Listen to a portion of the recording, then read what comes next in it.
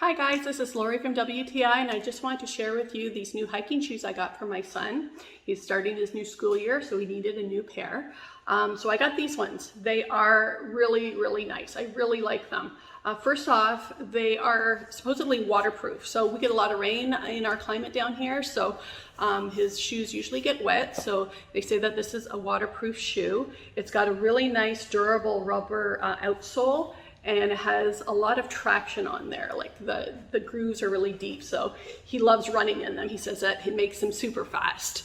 It also has a really nice comfy insole that is removable if you need to take it out. It has a reinforced heel, I like that. And it also has a breathable lining so their feet don't get stinky in there. What I love most about it is that it has this toe cap.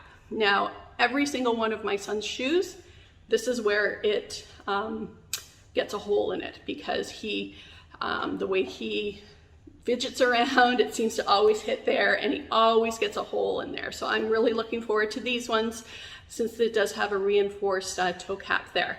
It does have some reflective material, so at night they're great. And also another great thing is that it has a bungee closure. So he doesn't like laces.